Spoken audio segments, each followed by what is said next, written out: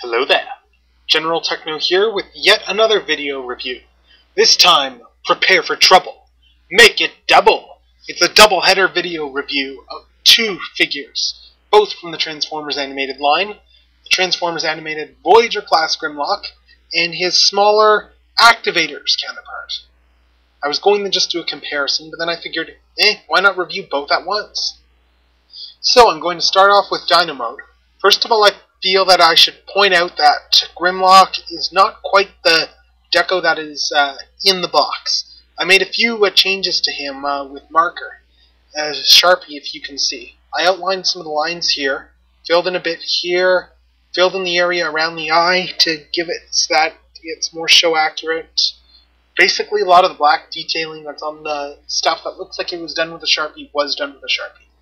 I haven't done anything to the Activators version though. Anyway, I'm going to start off by just comparing the Dino modes. Both modes, as you can see, are very similar. They're both very good depictions of Grimlock. Both of them have moving mouths. This one has a mouth gimmick that you have to manually open and close, although you have to be careful because it's possible to set off the gimmick prematurely. And this one has a button which you press to open and close the mouth. Now I'm just going to take a look at them from the front view. Again, it's not a very good view of them, but you can see that they're both very similar, head-wise. And on the other side, you can see that there's an Autobot symbol on here, on the side of his leg right here. There's a top view. Bottom view is where Grimlock, the Voyager size anyway, gets very ugly, because you can see pretty much half of his robot mode by looking at him right here. And if you pose him too far up, you can see his head hiding out there, going, "Hello, me Grimlock, good to see you. Me Grimlock, see head right there." Anyway, and if we take a look at the Activators doesn't suffer as much from this issue. It's got some holes in it. Mind you, that's partly because it's the Activators. And you can see the legs stored right under here. Posability, it also has an Autobot logo visible up here from the robot mode, as well as an Autobot logo on the side here. Posability wise, as I mentioned, this one has the moving mouth, the legs also move, fully posable, and the dino arms can move a bit here, as well as the tail being able to move up and down. If we look at the larger Voyager, however, it's got slightly less posability actually. You can't really lock this out, although it is a very cool action feature, so I don't mind missing that. I don't mind missing that at all. And the legs, this is my biggest problem with this. I've had this for a few months now, and the biggest problem I have with the Grimlock figure is that his legs don't like to hold poses in beast mode. He likes to droop down. You have to fiddle with him in order to get him to hold a pose properly. But his legs are pretty loose, they move properly, and come to think that might also be because I did do a bit of modding to get his legs to fold in more in robot mode. Again, that mod is courtesy of the user Pia on YouTube, so you can check out his review on how to do that. Anyway, I'm going to start with transformations now. I'm going to start with the Voyager-class figure. We're going to start his transformation by taking the legs like this, and we press these to fold them up and in, like so. Again, I did some modifications on mine, so mine may go in a bit further. So up and in. We then close the legs like this, the feet, in order to make his hands. And next we take his back and we pop off these two sections right here.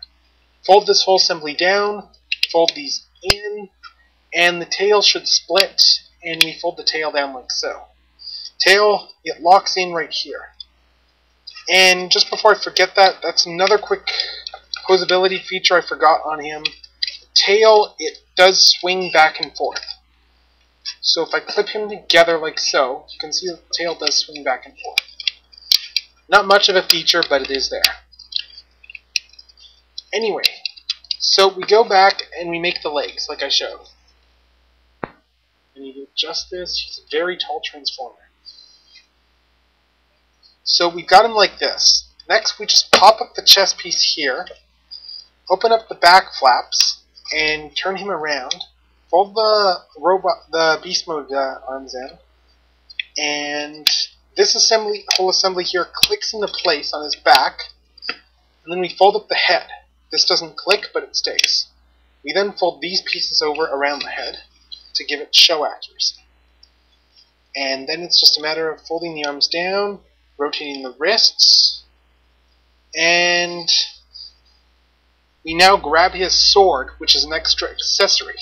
It doesn't really go anywhere in beast mode, sadly. That's the biggest criticism I have of these Dinobots. But it does have an okay feature. The sword can peg into either hand through this hole using this tab. So let's go ahead and peg it in. And the neat feature with this is if you rotate his wrist, if I've got this loaded properly, that is, if we rotate his wrist, like so, you can see that flames pop out of the edge of the blade. Now then, again, I made a few modifications on this figure. For one, I used a Repro Labels Autobot faction symbol to give him show accuracy instead of the silver one that was painted on there. I added some black here and here, and just some overall black detailing on the figure in order to make him, again, more show accurate. I'm just going to show off his light piping for a second. So just this camera a bit. It's not showing his head off very well. There we go. Yeah, you can see a better shot of his head there. I'm just going to, again, do some light piping. So as you can see, the blue light piping is very good. It's very striking. And it captures the show look very well. Now then, I'm going to transform the Activators version and then compare the two. Activators Grimlock, like all the Activators, he's a button push. You press the button, and this piece folds up, and his entire chest assembly and legs fold down. It's then a matter of just folding up the feet, moving the arms down, and this doesn't always trigger, although it's supposed to. Sometimes you have to manually fold the dino head up, even though sometimes the way this is built, it's supposed to automatically trigger, but it doesn't always do that for me. You also need to fold the tail up as well. But yes, he's much simpler, and yes, he also definitively looks like Grimlock.